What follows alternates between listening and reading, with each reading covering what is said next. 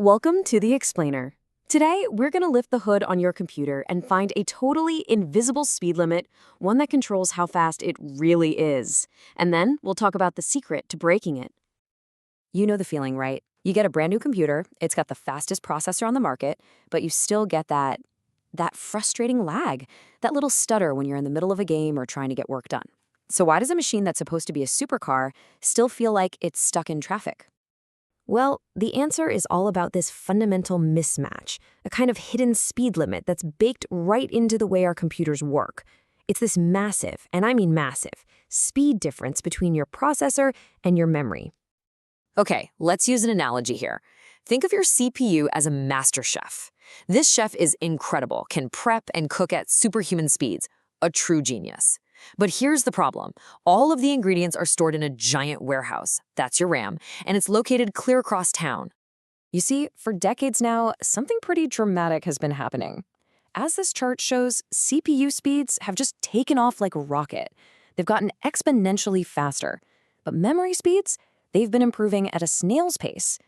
This gap, which just keeps getting wider and wider, has a name. It's called the memory wall. And that's really the heart of the matter.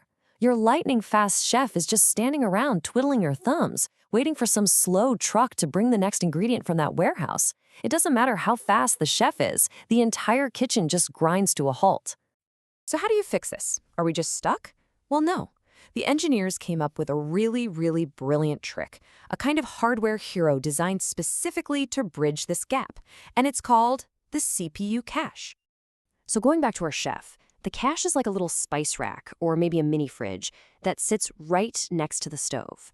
It's made of super fast and super expensive memory, and it holds a small amount of the most common ingredients. That way, the chef can just grab them instantly. No more waiting for that truck. And it's not just one little spice rack.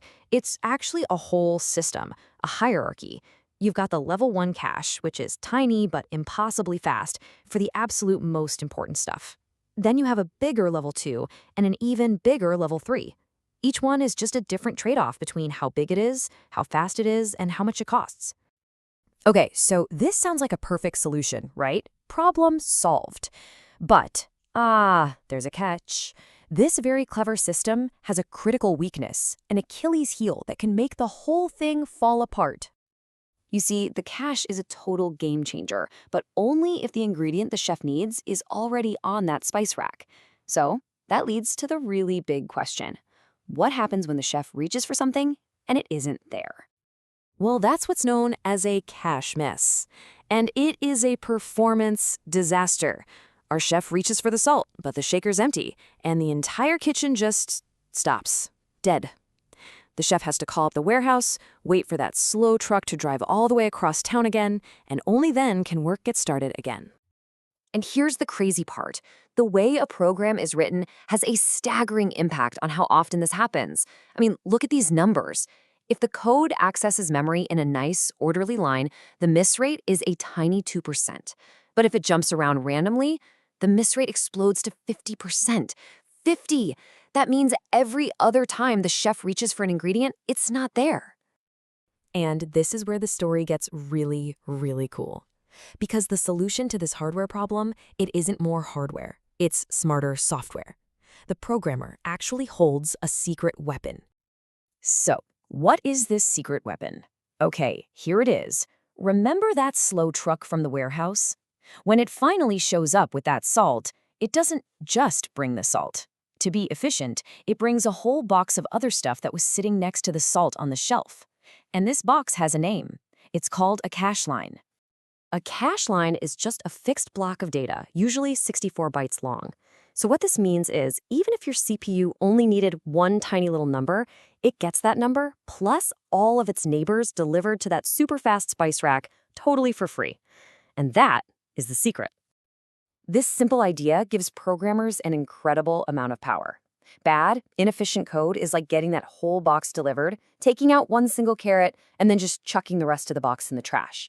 But efficient code? Oh, it's smart. It uses the carrot, and then it looks in the box and goes, hey, a potato and an onion. It uses everything in the box before it even thinks about ordering another one.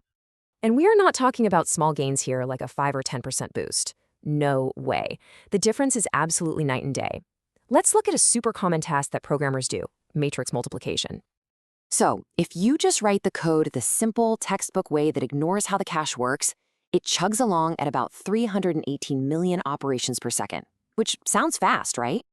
But if you just rearrange the code to be smart about the cache, to work with it, it screams past at over 3.3 billion operations a second. Just let that sink in. That is a 10 times performance boost. 10 times faster. And you didn't buy a new processor, you didn't buy more memory. All you did was change the software to be smarter about how it asks for its ingredients. And that really gets to the most important point of all this. It's not just about raw hardware speed. As the quote says, true performance, it's about this elegant dance between the software and the hardware, between the code and the cache. So let's just quickly recap the big ideas. Number 1, the memory wall is real, and it's your computer's biggest bottleneck. 2, caches are a brilliant but flawed solution. 3, those cache misses are the enemy, and they kill performance. And finally, and this is a cool part, programmers can be the heroes here, unlocking these incredible speedups just by writing smarter code. And this is why all this matters. It's the hidden machinery running your digital life. Understanding this invisible layer, it doesn't just make you a better programmer. It gives you the power to make things fundamentally, truly faster. This silent little dance between your code and the cache, it happens billions of times every single second inside your phone, your laptop, everything. It really makes you wonder, doesn't it? What other secret handshakes and hidden rules are quietly shaping our entire digital world right under our noses?